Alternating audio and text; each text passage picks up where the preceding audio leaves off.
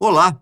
A história de Moisés, segundo a Bíblia, é uma das mais fascinantes e inspiradoras da fé judaico-cristã. Moisés foi o homem escolhido por Deus para libertar o povo de Israel da escravidão no Egito, conduzi-los pelo deserto até a terra prometida e transmitir-lhes a lei divina. Mas após sua morte, houve uma luta pela posse do seu corpo. O que foi que aconteceu? Antes de mais nada, vamos relembrar rapidinho alguns momentos da vida de Moisés. De acordo com estudiosos do assunto, ele teria nascido em 1637 a.C. E naquela época, quem governava o Baixo Egito era provavelmente Saquir-Ra, um rei Íxo da 15ª dinastia do Egito. Bom, para não ter dúvidas, os Íxos foram um povo semita asiático que governou o Egito aproximadamente em 1800 a.C., iniciando o segundo período intermediário da história do Antigo Egito. Já na época do Êxodo, promovido por Moisés, há quem diga que o faraó era Camude, o último dos reis Íxos. Porém, há historiadores que não concordam com isso e afirmam que o faraó da época do Êxodo foi Ramsés II, que em seus 90 anos de vida governou por 66 anos consecutivos. O início da vida de Moisés foi algo interessante. Quando ainda era um bebê, ele foi colocado em um cesto e posto nas águas do Nilo, porque sua mãe queria salvá-lo da morte. O faraó havia ordenado que todos os meninos hebreus recém-nascidos fossem jogados no rio, pois temia que eles se tornassem uma ameaça para o seu poder. A mãe de Moisés, que era da tribo de Levi, escondeu seu filho por 3 meses, mas depois não pôde mais ocultá-lo. Então, ela fez um cesto de junco, impermeabilizou-o com betume e piche, colocou o bebê dentro e o deixou entre os juncos à margem do rio. Ela também mandou sua filha mais velha, Miriam, vigiar o cesto de longe. A filha do faraó, que era a princesa do Egito, desceu ao rio para se lavar e viu o cesto. Ela mandou uma de suas servas buscá-lo e abriu. Ela viu o menino chorando e teve pena dele. A princesa percebeu que ele era um dos filhos dos hebreus e decidiu adotá-lo como seu próprio filho. Nesse momento, Miriam se aproximou e perguntou à princesa se ela queria que uma mulher hebreia amamentasse o menino. A princesa concordou e Miriam chamou a mãe de Moisés, que foi contratada pela princesa para cuidar do bebê até que ele crescesse. Assim, Moisés foi salvo da morte e devolvido à sua mãe por um tempo. Depois, ele foi levado para o palácio do faraó e criado como um príncipe egípcio. Apesar da sua criação em meio à realeza, Moisés nunca se esqueceu de sua origem hebraica.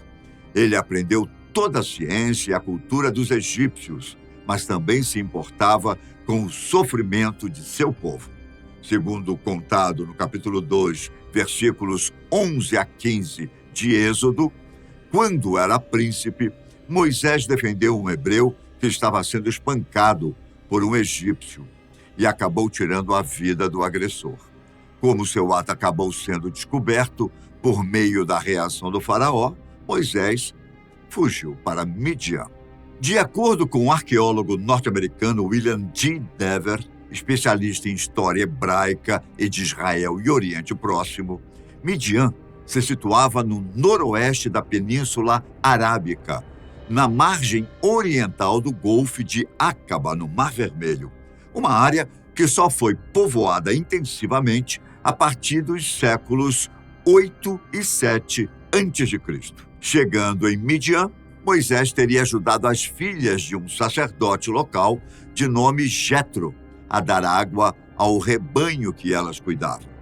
Em agradecimento, Moisés foi convidado a cear com a família de Jetro, quando conheceu Zípora, uma das filhas do seu anfitrião. Moisés e Zípora acabaram se casando e tendo 2 filhos, Gerson e Eliezer. Moisés ainda trabalhou como pastor de ovelhas em Midian por cerca de 40 anos, até que, um dia, ele levou o rebanho até o monte Horebe, onde encontrou um arbusto em chamas, que na Bíblia é referido como sarça ardente. Apesar do fogo, Moisés percebeu que o arbusto não era consumido pelas chamas. Ao se aproximar para entender melhor o que acontecia, ele ouviu a voz de Deus, revelando seu verdadeiro nome, Yahvé, que significa Eu Sou. Deus lhe deu a missão de libertar o povo de Israel da escravidão no Egito e levá-lo à terra prometida. Os hebreus, enquanto isso, sofriam nas mãos dos egípcios, que faziam deles seus escravos e eram pressionados a trabalhar na construção de grandes edifícios, principalmente templos e palácios. Suas vidas foram marcadas pela opressão e pela humilhação, mas ainda assim, isso não foi o suficiente para diminuir o número de hebreus como queriam os egípcios. Segundo consta em Êxodo, capítulo 1, versículo 12, quanto mais os egípcios os afligiam, mais eles se multiplicavam e cresciam. A Moisés, Deus já tinha dado poderes para salvar os hebreus dos egípcios. Foi então que, junto com o seu irmão Arão, Moisés retornou ao Egito com a tarefa divina de salvar seu povo. O faraó, claro, se recusou a libertar os hebreus e, diante disso, Moisés fez uma pequena demonstração do quão aquela recusa poderia ser ruim para o povo egípcio. Ele então transformou seu cajado em uma serpente e, algumas palavras depois, os egípcios viram o Nilo se transformar em vermelho sangue. Sofreram com a invasão de milhares de rãs, infestação de piolhos e moscas, o gado passou a ser tomado por pestes e as lavouras começaram a ser comidas por gafanhotos. Ao todo foram 10 pragas, conforme é citado em Êxodo. Foi assim que Moisés conseguiu libertar o povo de Israel do povo egípcio. Depois disso, houve a passagem do Mar Vermelho, onde Moisés abriu uma espécie de trilha entre as águas para que o povo chegasse ao outro lado.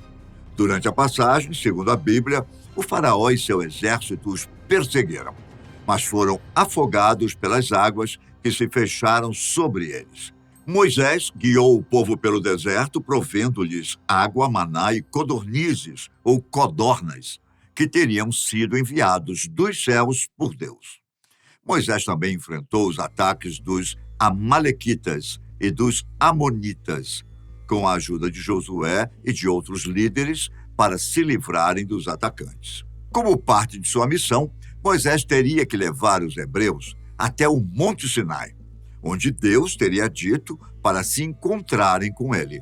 Só que os seguidores de Moisés teriam que ficar a uma determinada distância do monte e não poderiam sequer tocar nele, sob pena de morte, de acordo com o que Deus havia ordenado. Todo o Monte Sinai fumegava, porque Deus tinha descido sobre ele em fogo. A fumaça subia como a de uma fornalha, e todo o monte tremia. O som da trombeta aumentava cada vez mais. Moisés falava com Deus, e Deus lhe respondia em voz alta, até que Moisés percebeu que era para ele, e só ele, subir o monte. Foi quando Deus deu a ele 2 tábuas de pedra com as leis e os mandamentos que ele havia escrito para orientar o povo. Moisés, então, desceu com as 2 tábuas. O rosto dele brilhava devido ao peso da glória de Deus que havia caído sobre ele. O povo ficou com medo de se aproximar, e por isso Moisés colocava um véu sobre seu rosto quando se dirigia ao povo, e para falar com Deus, ele o tirava. Segundo Levítico, Moisés construiu um santuário móvel chamado tabernáculo, onde Deus habitava no meio do povo. Ele também organizou o sacerdócio, os sacrifícios, as festas e os rituais de adoração a Deus. Ele recebeu de Deus as orientações sobre a pureza a santidade, a moralidade e a justiça que o povo devia seguir. Já em Deuteronômio 34, versículos 1 a 4, vimos que Moisés falhou em obedecer a Deus quando bateu na rocha para tirar água em Cádiz Barneia. Por causa disso, Deus não permitiu que ele entrasse na terra prometida. Ele teve que ver a terra de longe, do Monte Nebo. Moisés nomeou Josué como seu sucessor e o encorajou a ser forte e corajoso. Ele também abençoou as 12 tribos de Israel antes de morrer. Moisés teria morrido aos 120 anos de idade no Monte Nebo e sepultado por Deus em um lugar desconhecido. Ele é considerado o maior profeta de Israel e um modelo de fé e obediência a Deus. No entanto, sua história não termina aqui.